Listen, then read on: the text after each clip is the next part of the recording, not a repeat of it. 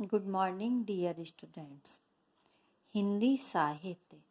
आज हम हिंदी साहित्य में चैप्टर की रीडिंग और उसका एक्सप्लेनेशन करेंगे। तो open your book, chapter number 5, यातायात का आधुनिक स्वरूप। यातायात मीन्स होता है ट्रांसपोर्ट, यानी कि जिससे हम एक शहर से दूसरे शहर या एक ही शहर में दूर जगह जाने वाली के लिए हम प्रयोग में लाते हैं। यातायात 3 प्रकार के होते हैं: थल, जल और वायु। थल को हम स्थल भी कहते हैं। थल मीन्स जो ज़मीन पर यानी कि सड़क पर चलते हैं। जल जो समुद्र में, नदियों में, उसमें चलते हैं। वायु हवाई जहाज, हेलीकॉप्टर आदि। अब हम चैप्टर की रीडिंग करेंगे। दादी जी का स्वास्थ्य मीन्स तबीयत अचानक खराब हो गया। तब माँ ने भाई से कहा, बेटा जल्दी से गाड़ी बुला लो, तुम्हारे दादाजी को जल्दी से अस्पताल ले जाना है। भाई ने जल्दी से गाड़ी बुला ली। दादाजी को जल्दी अस्पताल पहुंचाया गया। जांच करने के बाद डॉक्टर बोले, अब घबराने की कोई बात नहीं है। अच्छा किया जो आप इन्हें जल्दी ले आए। देर हो जाती तो इन्हें बचाना शायद मुश्किल था। शर्मा जी का चेन्नई की कंपनी में नौकरी के लिए साक्षात्कार था। साक्षात्कार मीन्स इंटरव्यू। उन्होंने सुबह की फ्लाइट पकड़ी, फ्लाइट हवाई जहाज, और समय से साक्षात्कार देकर देर रात तक अपने शहर वापस आ गए। हवाई जहाज से हम बहुत जल्दी पहुंच जाते हैं, इसलिए देखिए एक ही दिन में वह अपना इंटरव्यू देकर वापस आ भी गए। बच्चों, यातायात के साधन हमारे लिए बहुत आवश्यक हैं। अगर कहीं जल्दी जाना हो तो हम कार का, कहीं दूर जाना हो तो हवाई जहाज का उपयोग कर सकते हैं। हवाई जहाज का आविष्कार में मतलब बनाया 100 साल पहले ही हुआ था। इसके लिए पहले दूसरे देशों में जाने के लिए समुद्री जहाज़ों का प्रयोग होता था। समुद्र के रास्ते से जाने में समय बहुत लगता था। भाप स्टीम के इंजन का आविष्कार भी जल्दी ही हुआ था।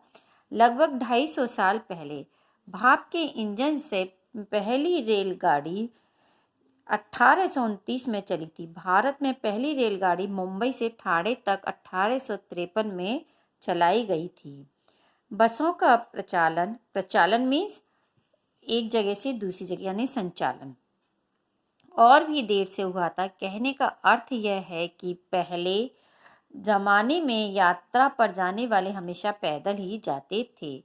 उत्तर भारत में केदारनाथ, बद्रीनाथ आदि मंदिरों के दर्शन के लिए या काशी गया आदि तीर्थों की यात्रा पर लोग पैदल ही जाते थे। उन्हें वापस आने में 1 साल से ज़्यादा का समय लगता था। यात्रा में खतरे भी बहुत होते थे, इसलिए घर के लोग मान लेते थे कि यात्रा पर जाने के अंतिम दर्शन करने हैं। अगर वापस आ गए तो उनका पुनर्जन्म माना जाता था। पुनर्जन्म मीन्स दोबारा से जन्म लेना। यातायात के और भी कई प्रकार हैं। शहर के भीतर लोगों के आने जाने के लिए रिक्शा, तांगा, ऑटो, टैक्सी आदि सवारी वाहन उपलब्ध हैं मीन्स हैं, मतलब हम प्रयोग में कर सकते हैं उन्हें। ज़्यादा दूर जाने के लिए रेलगाड़ी है। साइकिल, स्कूटर, मोटरसाइकिल, कार आदि लोगों के निजी वाहन हैं। शहर के भीतर माल ढोने के लिए हाथ के ठेले, बैलगाड़ी, ट्रक, टेम्पो आदि का उपयोग होता है। बहुत दूर जाने के लिए समुद्री जहाज और हवाई जहाज हैं। आजकल अच्छे cruise, high speed rail, monorail आदि साधन भी उपलब्ध है।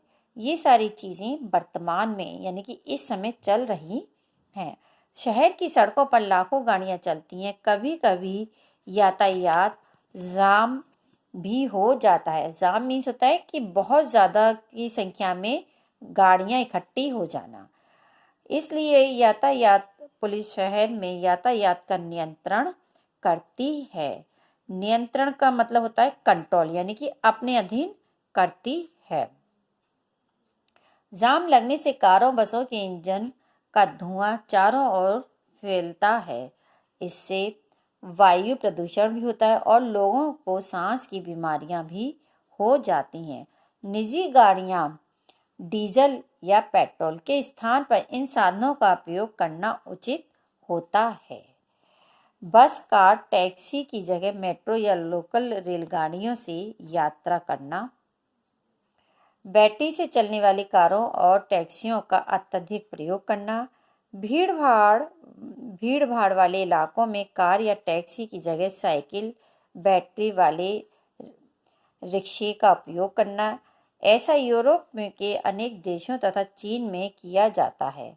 रोज दफ्तर जाने के लिए 3-4 लोगों का एक ही कार में जाना, यह कार पूलिंग कहलाता है, मतलब इसको शेयरिंग भी कहते हैं।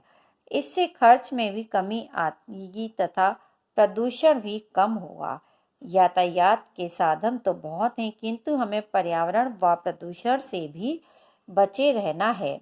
इसलिए सार्वजनिक साधनों का अधिकतम प्रयोग करना चाहिए। इससे हम स्वस्थ भी बने रह सकेंगे। आई होप आप लोगों को ये चैप्टर समझ में आ गया होगा। इसमें मेन है कि हमारे यातायात के साधन 3 प्रकार के होते हैं, जल, थल और वायु। आज आप इस चैप्टर की बहुत अच्छी से रीडिंग करेंगे। छोटे छोटे इसमें से जो क्वेश्चंस बन सकते हैं उनको अपने आप लर्न करने की कोशिश करेंगे। नेक्स्ट वर्क आपका कल होगा। Thank you.